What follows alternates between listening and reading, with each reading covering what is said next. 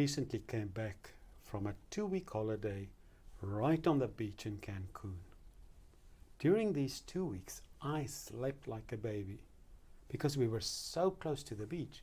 We could constantly hear the sound of the waves inside the condominium we stayed in. And it was wonderful temperatures. We had full days of fresh air, so I slept like a log. It was really phenomenal. Coming back to reality, things changed. All of a sudden, because of the travel and because of all the changes in temperature, my sleep pattern was disrupted, and I had a few rough nights where I really didn't sleep well. This showed to me again what a big difference good sleep makes. When we don't have good sleep, we don't feel well, we're not productive, we can't be enthusiastic, and it just spills over into so many areas. And it reminded me of when we had a very good speaker speak in one of my groups, McKay Forum groups, about sleep and how you can improve your sleep patterns by having some good habits. And I want to share 3 of those habits with you today.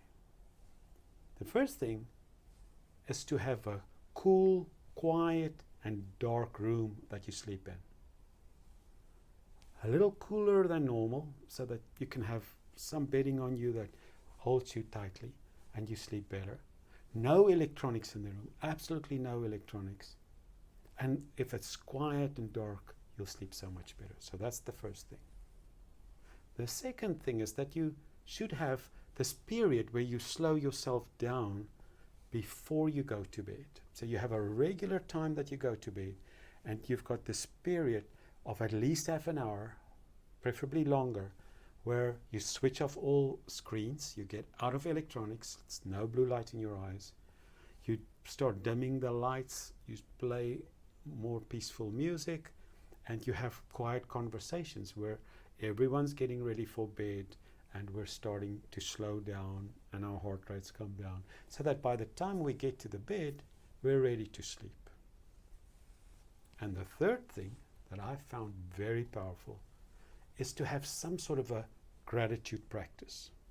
Now, you've probably heard of my friend Steve Foreign and his whole gratitude at work life mission that he's on, which is phenomenal, and he's got these gratitude journals. Now, what I do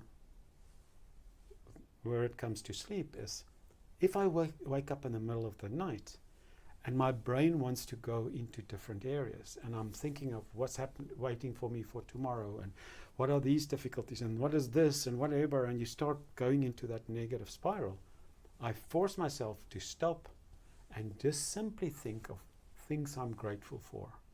At least 5 things that I'm grateful for. And then I'm thinking of them, and if I think of one, I need to think of more things and go back and just go into this place of gratitude and thankfulness. That slows down my heart rate, and before I know it, I'm asleep again. So there you have it. 3 little hints that may help you sleep better. Have a cool, quiet, and dark room to sleep in with no electronics. Have this cool down period before you go to bed. And if you wake up in the middle of the night, think of all those things that you're grateful for. Hopefully these are helpful. We'll speak again next week.